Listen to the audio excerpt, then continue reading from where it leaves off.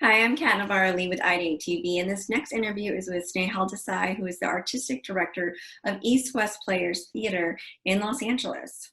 East West Players is the premier Asian American theater of the nation, and for anybody who's gone to watch a production there, it is just such a joy to be able to see these wonderful works of art come to life with diversity. So it's so good to see you, Snehal. How have you been during this crazy time? I've been good. I guess, it's hard to say.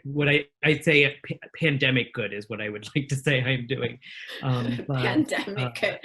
Um, well, I know, like we were just joking about like the backdrop and stuff, but I was, as that relates to, East West Players, is, how are you working during this time? Like, what are the challenges, of course, of being able to still continue your work during this crazy pandemic where you're forced to be not open?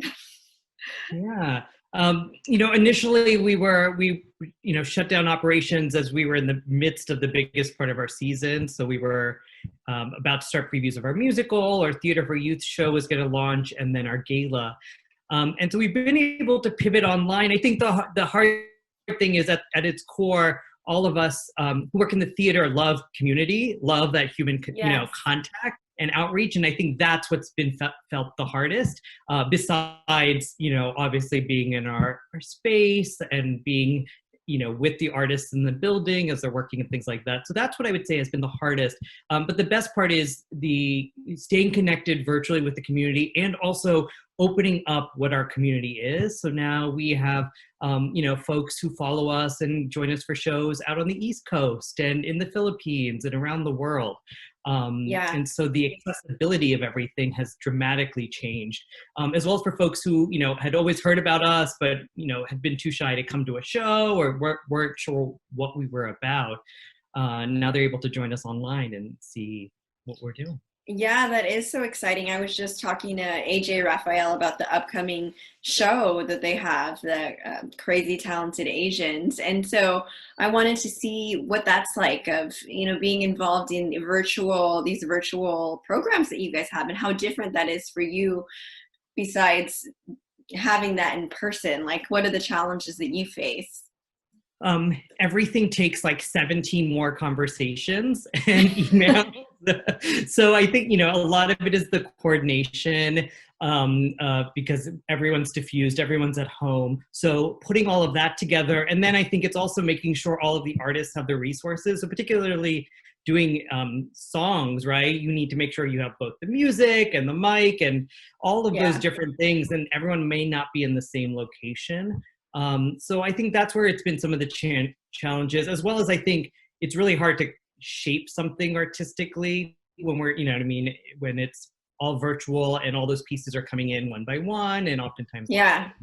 So, but I think it's been very successful. I think particularly the transition to Crazy Talented Asians online has been amazing. I loved our Nisei Week episode. We did a quarantine episode right when things started, and they've been really great, and I think have really helped address the isolation a lot of us feel. Yes, just because right now, more than anything, people want to watch content that's encouraging and that reminds us all how together we still can be. So it's I think it's essential. This is an essential essential Yeah. aspect. Now, what about Assassins, which was the last play that was on stage? Do you plan on that being the first play that is put up when things are able to safely reopen? TBD. I now have learned not to make any Yeah. promises in the pandemic world. What we are actually about to launch is a virtual season. So we're going to be in this longer than I think any of us thought. So Right. we're about to launch, a whole season of virtual programs, and that we have everything in place and in the pipeline for when we can return. It's just a question of when.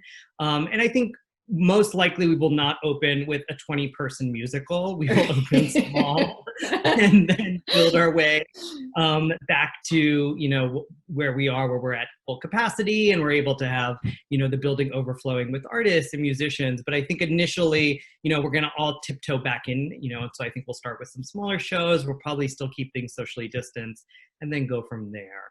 I think safety has been one of the biggest priorities for me. I think, we want to produce content, we want to be out there, but I want to make sure everyone is safe as well, from the audience to the artists involved. I think that's been the paramount thing.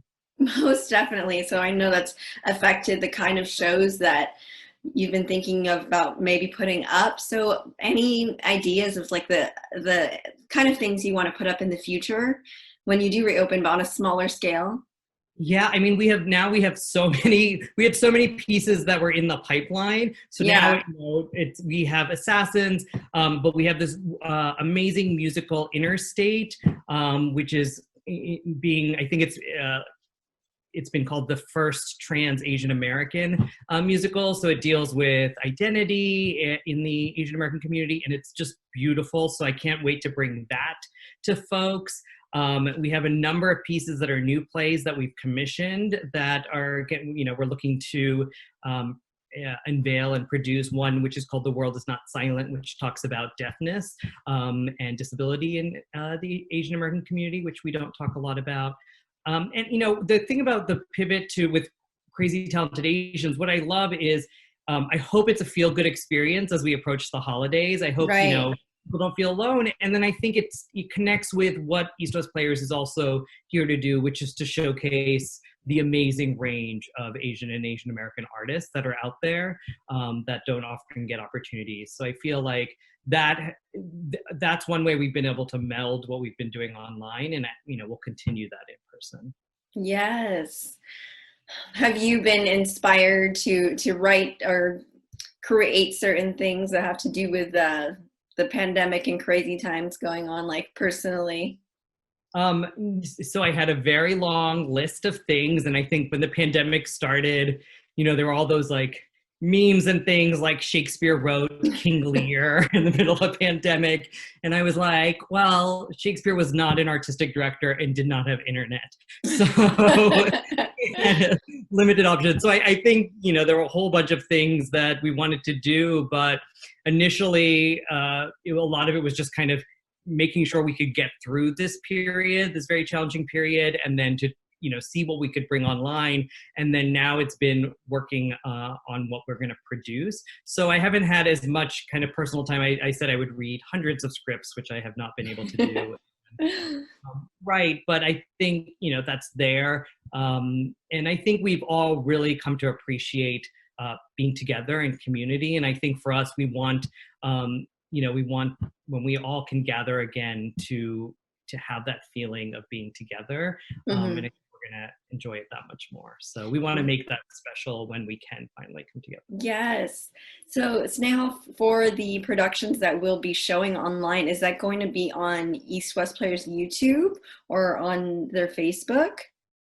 It's going to be arranged. So the productions that we're going to bring are actually, the season is called Between Worlds, and it's fitting in so many ways. And so what we're actually doing is this thing called the EWP Passport, which will give you access to all of our virtual programs. Starting in the new year, we are going to start programming or we're going to start charging for some of our pieces and productions. So far, everything we've done has been free and accessible, but there is a cost to us. And the main thing is I want to pay our artists, and I want to pay all of our crew and technicians and stuff. And so in order to do that, we're going to, put up a little bit of a paywall, but we want to still keep things accessible. And we hope folks will show their support that way. But all of that information will be through our website, eastwestplayers.org. And then, yes, on our Facebook and YouTube page, you can see videos of everything we've done, as well as things that are upcoming, like our East West Wednesdays, which will remain free. That's wonderful. East West Players should have their own network.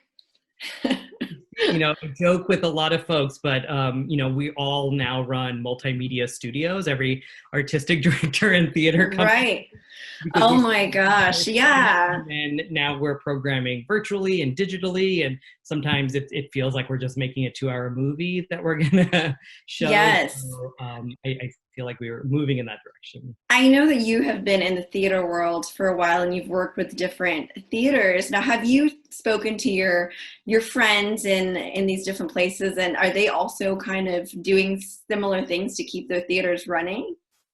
Yeah, I think everyone's been doing something different. I definitely think the sense of community, I think all of the LA theaters and LA artistic directors have been regularly talking via Zoom and touching base about stuff. But I also think nationally, there's been various networks. There's CATA, which is the Asian American Theaters Network, and we've been in touch, as well as, you know, folks that I know out in New York. So I think everyone has been talking. And what's been interesting is everyone has had a different path and had a different reaction to producing stuff online. Yeah.